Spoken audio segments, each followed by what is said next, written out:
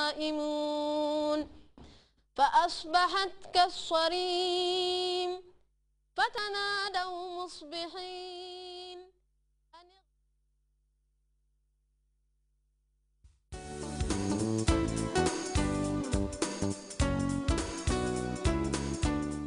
The Scorpions of the Gambia prepare to sting the Atlas Lions of Morocco on June 2nd as the two countries begin their qualification to their 2014 World Cup in Brazil. We will have the latest on the Scorpions' preparations ahead of the weekend clash, including the dramatic managerial change which saw Italian Luciano Mancini replacing Peter Bonu Johnson as the head coach, plus a roundup of other sports news coming ahead in Sports Tonight. I am Mohamed S. Jallo, and it is a warm good evening to all of you watching Sports Tonight.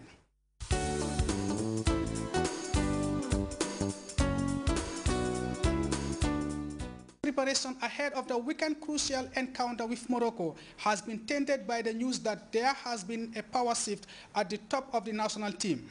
Italian Luciano Mancini has been appointed head coach of the Scorpions. The development comes days before the weekend tie-up between Scorpions and the Atlas Lions of Morocco. The Italians' ascent to the top spot means Peter Bonu Johnson will now serve as assistant coach. We have more in this report on what is becoming a managerial merry-go-around at the top of the national team.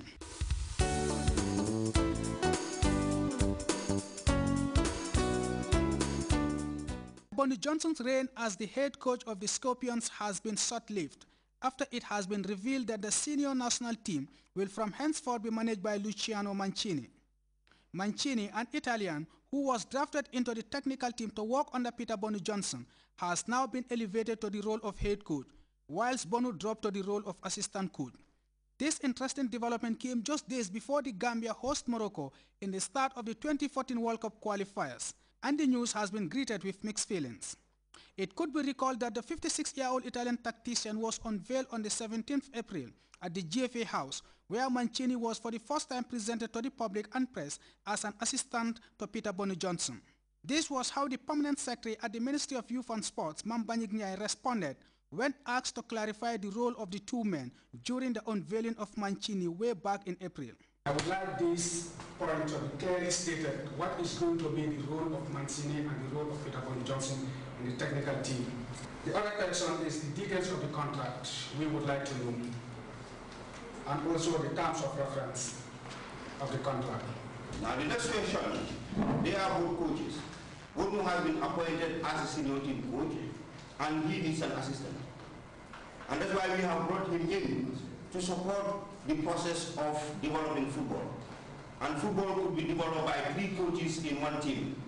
Well, less than 2 months after the unveiling of the Italian, the never-unending managerial merry-go-around at the top of the national team continues to spin uncontrollably. Mancini, and not Bonu, is the new Scorpions boss. Responding to the latest development, Peter Bonu Johnson confirmed the story, saying he has no problems working as an assistant coach. Hope that won't affect your preparation, knowing that we are just 6 days to go. All of a sudden, that change of decision comes in, that, Mancini is going to be the head coach and you're going to be the assistant coach.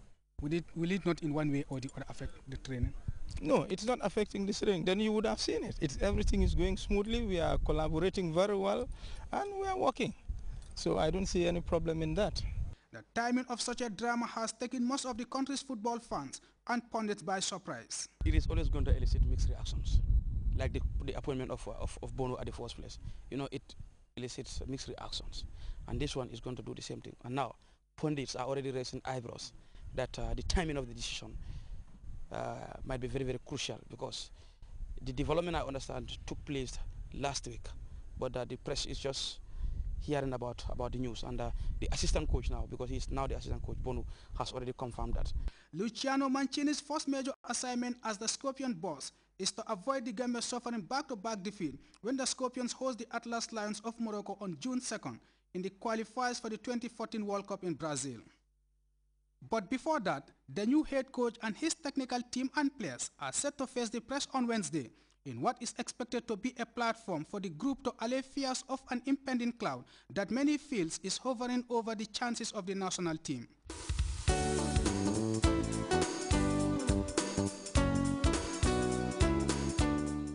Meanwhile, both the Gambia and Morocco are preparing hard for the weekend showdown. Sports Tonight continues its build-up to the weekend clash by visiting the team at its training ground at the Independence Stadium to see how the Darling Scorpions are doing.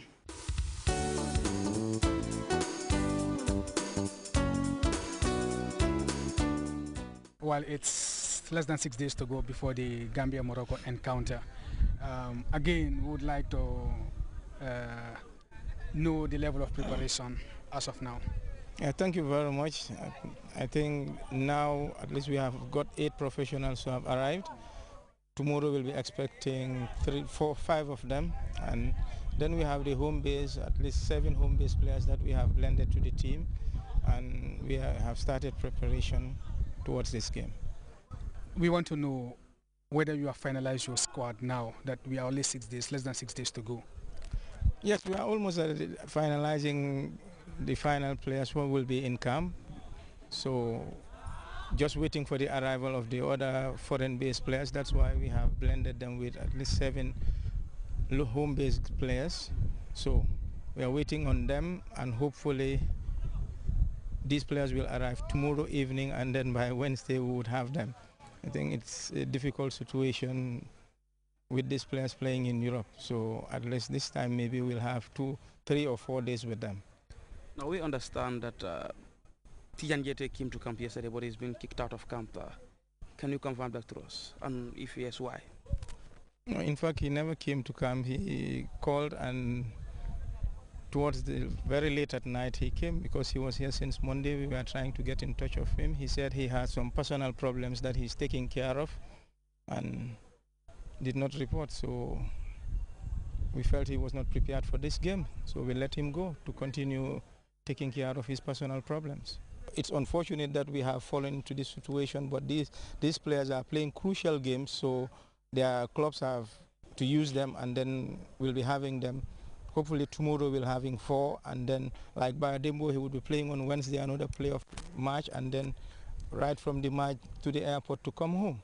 So his team is fighting for relegation. So these are crucial games. We cannot do anything. It's unfortunate, but we have to accept it. But the good part is they are competing because they are in competition. So that would help those players. What did you make of the Morocco team? We respect them. We had a good team, but we also have a good team. We just hope and work with our players to play their hearts out. I think football is what happens in the field of play. If the players play their hearts out on the day, then the performance would be very good. Now, Dauraba is one of the most important players for the Gambian national team, but it has been quite unfortunate for him that he's been out injured for the past 6 months. Today he's been spotted at the Independence Stadium here. Has he been coming to your camp to visit? And if yes, what does his presence at the camp mean to your team? It's a good motivation. Everybody knows Dauraba, and whenever you get him into the field, he plays with his heart. So it's, as you have said it all. It's unfortunate that he's injured, and we definitely sympathize with him and pray for his quick recovery. He's one of the players, whether he's in the field of play or he's not in the field of play, he would motivate the other players. I think that's the beauty of Dauraba, and we thank God and pray for him to have a speedy recovery so that he can join us soon. You will tackle Morocco without the services of Ousmane Diallo and Seni Niasse, who are key members of the squad. How big is their absence in the team? I think every day we are having new revelations. It's good. It's unfortunate that they are injured. We would miss them. But also we have players who we believe they can live up to expectation. You know, when you are used to a routine, it's always difficult when you change. But at least let's give our other players the benefit of the doubt. Let us not judge them wrong. We pray and hope they would live up to the expectations as Seni and Ousmane have been doing. So we have no doubt in that. Another player that will be absent is Pamoudou Diagne. You've said it before that he's been out of the squad due to disciplinary reasons. Does it have to do with the comments that he made after the game against Algeria? Yes. If you live as a family, you had problems, you have to resolve it. So if it's a disciplinary problem, there are rules and regulations. When you follow them, then we have no problem with you. So that's all. So what does he need to do to make he sure knows what he needs to do. And what is that? Follow the rules and regulations. That means apologizing in public? Yes. What has been your constraints in ahead of the game? You know, getting the players earlier